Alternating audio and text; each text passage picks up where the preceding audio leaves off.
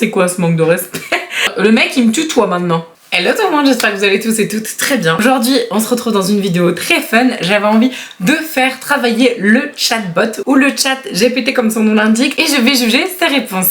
Si jamais vous n'êtes pas abonné à la chaîne, je vous invite à le faire en cliquant sur le bouton s'abonner et c'est parti. Si vous ne connaissez pas le concept du chatbot ou du chat GPT, c'est donc du coup comme son nom l'indique un robot en fait qui répond à toutes vos questions, enfin à toutes les questions que vous lui posez et donc en fait c'est une intelligence artificielle. Moi j'ai pris la première appli clairement pour faire cet essai. Justement, j'ai fait une série de questions et donc je les ai pré-écrites. J'ai attendu du coup qu'il commence à écrire et j'ai squeezé l'écran. Comme ça, la question reste enregistrée et moi, j'ai pas vu la réponse. Et donc, on va juger justement les réponses en direct live. Donc évidemment, j'ai posé des questions, vous vous en douterez, au niveau de la cosmétique. Quel est le meilleur fond de teint fluide? On va voir du coup si je suis d'accord avec lui parce que là, la réponse, elle fait genre 1000 km.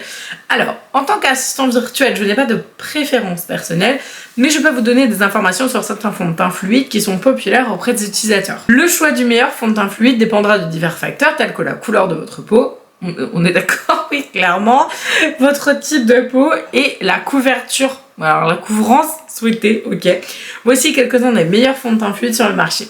Et c'est là que ça devient intéressant. Alors, le premier qu'il donne, c'est le fond de teint infaillible Pro Glow de L'Oréal Paris, idéal pour ceux qui cherchent une finition éclatante. Alors, j'ai pas la version Pro Glow, moi j'ai la version infaillible Fresh Wear, alors 32 heures, qui reste 32 heures avec son fond de teint, qu'on soit d'accord. Honnêtement, c'est vrai qu'il est très très bien. Sinon, en termes d'effet frais petit prix, celui que je préfère en ce moment, c'est l'Accord Parfait ou le Rare Beauty, que j'aime beaucoup aussi. Je vous les mettrai en barre d'infos si jamais vous voulez aller regarder. Ensuite, le fond de teint Studio Fix Fluide de MAC, un choix populaire pour une couverture totale. Alors il dit couverture mais c'est couvrance. Une couvrance totale et une finition mate. Je suis d'accord, ok, très honnêtement. Après, Studio Fix Fluide, il n'est pas si mat que ça. Enfin, à mon sens, je dirais plutôt que c'est un semi-mat. Donc voilà, bon après, franchement, je trouve que les réponses sont quand même plutôt pas mal pour une intelligence artificielle. En troisième position arrive le fond de teint Double Wear d'Estée Lauder, un favori pour une longue tenue et une couverture naturelle. Alors là, je suis pas du tout d'accord. Par contre, je suis d'accord qu'il est excellent et qu'il est en effet très intéressant de le mettre là. Le fond de teint Double Wear d'Estée Lauder, alors je l'ai pas là, mais je l'ai porté et conseillé pendant des années. Il est incroyable. Il est génial si vous voulez quelque chose de sans transfert. C'est-à-dire que si par exemple, j'ai n'importe quoi, vous voulez, je sais pas moi, mettre un body blanc, col roulé, et du coup, niveau tenue, c'est quand même très bien. Alors, on n'est pas non plus sur des sans transfert maintenant, c'est-à-dire qu'il est quand même assez ancien, entre guillemets, ce fond de teint, mais je trouve que vraiment, au niveau de la qualité, au niveau de l'éclat de la peau, au niveau de la texture, de la finesse de peau, il est juste fabuleux. Désolée, mon voisin fait des travaux, je pensais qu'il aurait fini, et du coup, je me disais, je vais avoir le temps de filmer, et non, et il est toujours en train de faire des travaux, donc je suis désolée, hein, si vous entendez un petit bruit de marteau, hein, c'est du coup mon voisin qui fait des travaux. Donc franchement, j'aurais pas dit par contre qu'il a une couverture, une couvrance naturelle, puisque pour moi le Double Wear d'Estée Lauder, à moins que ce soit le Double Wear Light, mais là dans ce cas-là, il aurait dû mettre le Light, vraiment pour moi, il est génial et il est très couvrant. Ensuite, en quatrième position, il nous met le fond de teint Sheer Glow de NARS. Je suis d'accord. Là, je valide à 1000%, il est génial ce fond de teint. Le choix préféré pour une finition lumineuse et une couverture moyenne mais modulable. Je suis tout à fait d'accord. Là pour le coup, j'ai rien à dire. Et le Sheer Glow fait partie de mes favoris depuis longtemps et moi, je porte la teinte Mont Blanc. Le fond de teint Idol Ultra Wear de Lancôme, parfait pour ceux qui cherchent une couvrance, couverture totale et une finition mat durable. Oui, très bien, on est un petit peu dans le même style que Estée Lauder. Bon, j'aurais bien aimé par contre qu'il me donne... c'est bon, là il m'a quand même mis 1, 2, 3, il y a 5 réponses et il y en a une petit prix. J'aurais bien aimé qu'ils me mettent au moins 2 petits prix. Question suivante. Alors là j'ai été un peu en mode what the fuck, j'ai mis quel est le rouge à lèvres le moins cher du monde. Je me suis dit, je sais pas, je trouve ça marrant comme question. Et là il me répond, je suis désolée mais je ne connais pas la réponse à cette question. Cela dépend du pays et des marques de maquillage spécifiques qui y sont vendues. Cependant, vous faites faire des recherches sur internet pour trouver des informations sur le marques de maquillage les plus abordables dans votre pays. Bah donne-les-moi en fait. J'étais choquée, j'avais à répondre en fait. Donc ça m'a fait marrer. Ensuite, quel mascara pour des yeux bleus? Parce que du coup, vous pouvez lui poser des questions comme ça au niveau de la colorimétrie, donc c'est hyper intéressant. Lorsque vous choisissez un mascara, il est important de prendre en compte la couleur de vos yeux pour trouver une teinte qui le mettra en valeur. Pour des yeux bleus, vous pouvez opter pour des mascaras de couleurs comme le noir, le brun foncé ou le bleu foncé. Tout à fait, je suis d'accord. Aussi le prune que personnellement et à titre perso je trouve magnifique sur des yeux bleus. Mais voilà, après du coup il vous explique. Le mascara noir est un choix sûr et classique, le brun foncé est un choix plus doux et plus naturel, le bleu foncé est un excellent choix pour les yeux bleus car il mettra en valeur la couleur du coup dans vos yeux. Quelle couleur de rouge à lèvres si j'ai les dents jaunes comme moi. Si vous avez les dents jaunes, il est préférable de choisir des rouges à lèvres qui ont des tons frais et bleutés. C'est tout à fait vrai, hein, clairement, pour contraster avec la teinte jaune des dents et les faire paraître plus blanches. Les rouges à lèvres, donc de couleur rose fuchsia, corail ou baie, couleur baie en fait, sont un excellent choix car ils ont des nuances de froid bleuté, ce qui peut aider à faire ressortir la blancheur de vos dents. Et clairement, c'est vrai que quand tu portes des rouges à lèvres comme ça, genre vraiment fuchsia pétant, c'est vrai que ça rend plus blanc. Enfin, moi en tout cas, je trouve que cette couleur-là matche bien quand t'as en effet les dents plutôt un peu jaunes. D'autre part, il est recommandé d'éviter des rouges à lèvres qui ont les tons chauds et orangés, puisqu'ils peuvent accentuer la teinte jaune des dents. Les rouges à lèvres qui ont des teintes brunes ou des teintes qui se rapprochent du jaune doivent aussi être évités car ils peuvent rendre les dents jaunes plus visibles. Notez que pour améliorer la blancheur de vos dents, il est recommandé de consulter un dentiste pour des traitements professionnels de blanchiment des dents. Alors là, on va un petit peu faire un écho parce que là, c'est pas cosmétique, c'est plutôt mode. Et du coup, j'étais grave contente de pouvoir poser ce genre de questions. Et c'est pour ça que je me dis, en fait, je vais prendre le truc à l'année parce que c'est super rigolo. Et genre, par exemple, pour réorganiser votre maison, vous pouvez poser tout comme question. Enfin, c'est génial, vraiment, je trouve ça super rigolo. Après, évidemment, faut pas prendre tout au pied de la lettre, mais ça peut vous donner quand même pas mal de pistes pour plein de trucs que tu as en tête et que tu sais pas trop comment répondre. Bref, donc là, j'ai mis... Peux-tu me citer des marques de mode grande taille abordables? Non, parce que bon, voilà, c'est quand même intéressant d'avoir des trucs pas très chers. Donc si jamais vous avez loupé ma vidéo sur ma coupe de cheveux, sur les révélations, etc., je vous mets la vidéo là. Je vous invite très honnêtement à la regarder parce que du coup, j'ai vraiment eu envie de véhiculer un message très positif et de vous dévoiler une vraie partie intime de ma personnalité et de ma vie. Et donc je vais commencer à faire du contenu mode et du contenu mode grande taille parce que du coup je fais un 44-46 selon les marques en fait finalement.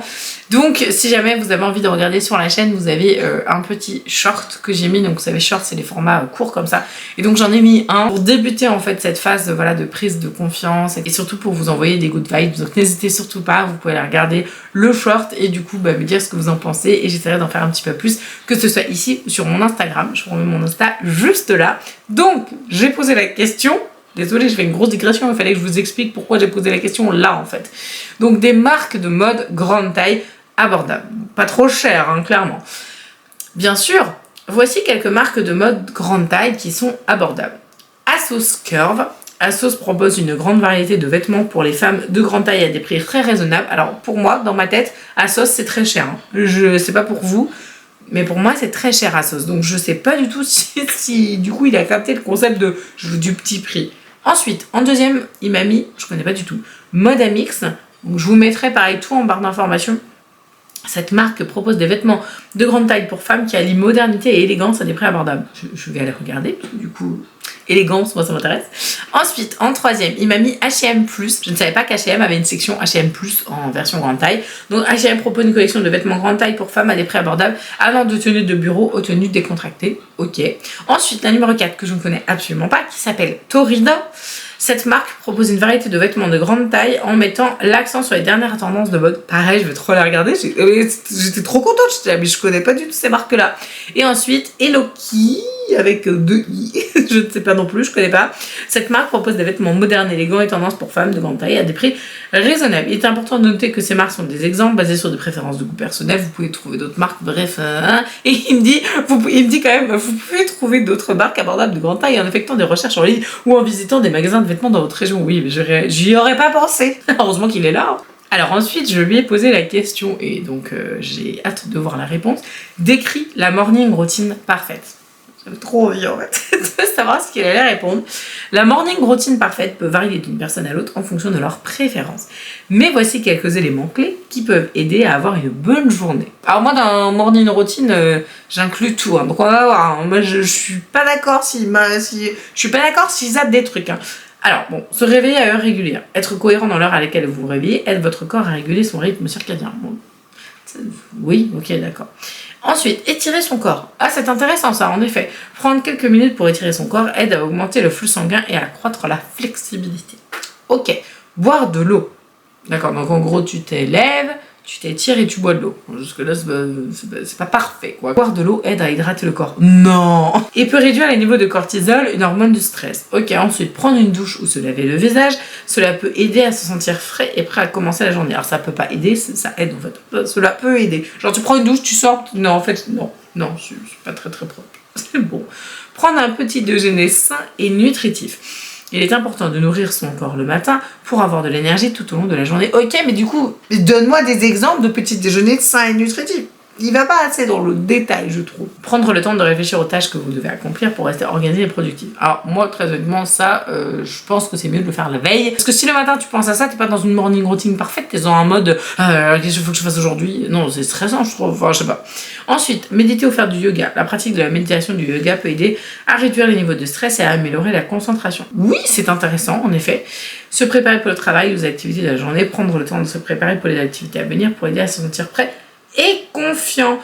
En résumé, une morning routine parfaite peut inclure des activités qui aident à se ressourcer et à se préparer pour la journée à venir. Il est important de trouver des choses qui fonctionnent pour vous et de les intégrer dans votre routine. Moi, par exemple, j'aurais rajouté écouter de la musique, se préparer, donc en effet, là, part du petit déjeuner, mais se préparer, je sais pas moi, des fruits frais, des trucs sympas que vous aimez, ouvrir les volets, voilà, du coup, laisser entrer la lumière, ouvrir les fenêtres, aller s'aérer dehors 5 minutes, enfin voilà, des trucs comme ça, en fait, que j'attendais. Bon, bref. Alors, ensuite, je lui ai posé quelle est la routine visage idéale. Attention, là, chatbot, je t'attends au tournant. La routine de son visage idéal dépend de votre type de peau, évidemment, et de vos préférences personnelles, oui, évidemment, mais il y a quand même un truc à suivre, hein, donc j'espère qu'il ne s'est pas planté. Cependant, voici une routine de soins de base recommandée pour la plupart des types de peau. Nettoyant. Mais non, mais t'as oublié le démaquillage. Ah non, mais si tu mets routine de soins idéale, moi je suis désolée, mais il faut mettre la totale, donc démaquillant, et tu indiques que c'est le soir, évidemment. Donc pour moi, il y a un gros oubli. Bon, donc le nettoyage. Utilisez un nettoyant doux pour le visage afin de nettoyer en profondeur les impuretés et l'excès d'huile de votre peau. Ok, d'accord, pas de problème. Bon. Tonique. Ça n'existe plus ça. C'est vieux ça, chatbot, dis donc, t'es pas à la page. Des eaux, des essences ou voilà des lotions par exemple. En tonique. Non mais c'est le mot en fait qui me fait marrer.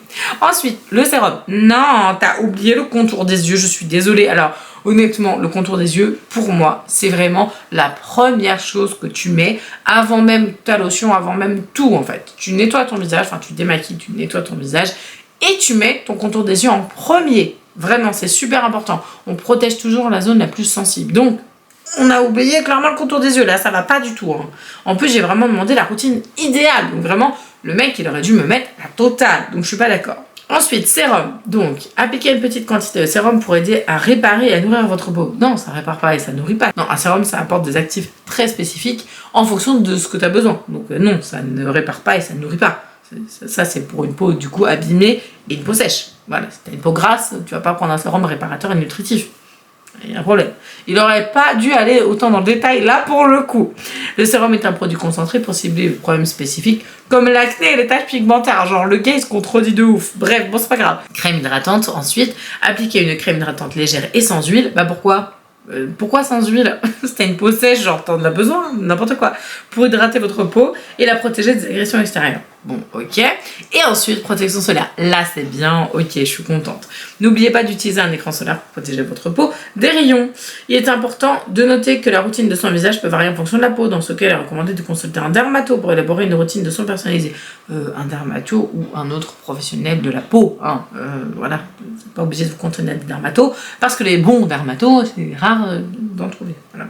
Ensuite, j'ai posé quelle marque de maquillage est la moins chère en France. Moi, j'aime bien savoir ça parce que du coup, c'est vrai que c'est cool de pouvoir avoir des infos sur les marques de maquillage les plus abordables. Il y a plusieurs marques de maquillage abordables en France, telles que, on va voir si je suis d'accord, Essence. Oui, je suis complètement d'accord. Catrice. Alors, je crois que c'est le même groupe. Hein. Voilà. Donc, du coup, Essence et Catrice. Oui, clair que c'est vraiment pas cher. L'Oréal Paris. Ben ouais, je suis d'accord. L'Oréal Paris fait partie des marques qui sont pas très chères. Maybelline New York. Je suis d'accord également. Et Rimmel London, ouais, tout à fait. Rimmel aussi. D'ailleurs, ça, c'est toujours ma poudre magique incroyable. Et NYX Professional Makeup. Ouais, clairement, je suis assez d'accord. Du coup, Maybelline, L'Oréal, Rimmel et NYX, vous pouvez retrouver ces marques-là sur Look Fantastique. Et j'ai mon code à l'année qui marche. Je vous le remets là. C'est un code affilié. Si jamais vous avez envie de les avoir encore moins chers. J'aurais rajouté Sephora Collection parce que ça correspond à peu près au tarif du coup donné par voilà, Maybelline, L'Oréal, etc. Et que j'ai juste envie de vous dire que ces rouges à lèvres là, ce sont les meilleurs. J'ai eu un commentaire de l'une d'entre vous qui m'a dit non mais il y a un problème, moi j'ai eu un bug, le truc a complètement bavé, je me suis fait rembourser et les gens de chez Sephora ils étaient choqués. Mais moi aussi je suis choquée, c'est la première fois que j'entends un truc négatif sur les rouges à lèvres Sephora, donc ça va pas du tout. Alors j'ai ensuite posé, est-ce que les vendeuses Sephora sont diplômées? Parce que bon voilà, clairement je le sais, donc je me suis dit, si tu me racontes de la merde, je vais le savoir tout de suite. Les vendeurs ou vendeuses dans les magasins Sephora ne sont généralement pas tenus d'avoir un diplôme spécifique. Alors s'il dit un diplôme spécifique en esthétique, oui, c'est vrai. Par contre, il faut quand même avoir un diplôme pour travailler chez Sephora. Mais ils doivent passer par une formation approfondie pour apprendre les différents produits, les techniques de vente et la façon de conseiller les clients. Alors, ou pas. Parce qu'il y a des gens qui sont balancés comme ça, pouf, et puis du coup on vous dit, débrouillez-vous. Ah, voilà. La plupart des vendeurs et vendeuses chez Sephora ont une expérience préalable dans le domaine de la beauté ou de la vente au détail, mais cela n'est pas nécessairement requis, ce qui était mon cas, parce que du coup moi je suis arrivée sans rien, enfin j'avais fait plein de stages avant, mais je veux dire il y a un moment tu débutes, il y a un moment il y a un point zéro quand même, donc voilà, moi je suis arrivée, j'avais pas eu d'expérience ailleurs, si j'avais travaillé chez Lush. Ouais, c'est bon, mais du coup c'était un remplacement. Bon, bref. Cependant, ils doivent avoir une connaissance approfondie des produits qu'ils vendent pour aider les clients à faire des choix éclairés. Oui, c'est quand même un petit peu mieux. J'ai ensuite posé la question, que peux-tu me conseiller comme marque de palette pour les yeux qui soit très pigmentée? Alors, en tant qu'assistant numérique, je ne suis pas en mesure de formuler des recommandations spécifiques, mais je peux te proposer. Genre, le mec, il me tutoie maintenant. Avant, il me vous voyez, genre, on est devenus potes, c'est quoi le délire? Genre, on n'a pas gardé les cochons ensemble. Si vous êtes encore là, bon, magie de la vidéo, cochon. Voilà, allez-y en commentaire, je vous attends. Vous pouvez mettre un petit emoji cochon si vous voulez. Donc, cependant, je peux te proposer, mais genre, le gars il me tutoie maintenant, c'est quoi ce manque de respect? Je peux te proposer quelques marques de palettes à paupières populaires qui se distinguent par leur pigmentation élevée. Anastasia Beverly Hills, oui, bon. Huda Beauty, oui. Morphe, ok. Pat McGrath Labs, ok. Colourpop et Too Faced. Garde à l'esprit que la pigmentation ne fait pas tout et que chaque peau est unique. Il se peut donc que certains produits réagissent différemment sur différentes personnes. N'hésite pas à lire les avis en ligne avant de faire un achat avec un smiley. Mais genre mec là, tu t'es cru quoi là? Il est en plan drague ou c'est quoi le délire? Trop drôle. Bon, je suis assez d'accord avec ce qu'il a dit. Par contre, en effet, il manque plein d'autres marques, genre par exemple KVD, Martin Cosmetics, enfin bref, Beauty Bay, enfin voilà, il manque plein de trucs quoi. Mais bon, c'est déjà pas mal d'avoir une petite liste. Et ensuite, on a une dernière question qui est, à mon avis, très intéressante. Cite-moi quelques marques de cosmétiques vegan, si jamais ça vous intéresse. Donc, voici quelques marques de cosmétiques vegan connues. Lush. Je suis d'accord. Moi, j'ai bossé chez eux. J'adore cette marque. Elle est géniale. C'est trop cher. Vraiment, c'est trop cher. Déjà, il y a 10 ans, c'était trop cher. Là, maintenant, vous vous êtes fait trop plaisir sur les prix Lush. C'est pas possible. Mais on vous aime. Mais vous êtes trop cher. Ensuite, Kat Von D Beauty. Bon, alors, chat GPT, là, t'es pas à la page hein, parce que ça s'appelle plus Kat Von D Beauty. Ça s'appelle KVD Beauty. Mais bon, c'est pas grave. The Body Shop. Pacifica Beauty. Je connais pas. C'est quoi cette marque? Trop bien. Milk Makeup. Je ne savais pas qu'ils étaient complètement vegan. Ensuite, on a CoverFX. Ok, je savais pas non plus. Tarte Cosmétique, bon ça je savais. Inikia Organics, c'est génial ça. Pareil, c'est une marque qui n'est pas trop connue. Ensuite, on a Beauty Bakery. Alors Beauty Bakery, pareil, vous l'avez sur Look Fantastic aussi. Et ELF Cosmetics. Je ne savais pas que ELF était vegan. C'est trop bien. Si la vidéo vous a plu, je vous invite à mettre un petit like et à vous abonner à la chaîne. Vous pouvez aussi me noter en commentaire des petites idées de vidéos que vous auriez à faire avec le chat. Et en attendant, je vous embrasse de tout mon cœur et je vous dis à la prochaine. Ciao!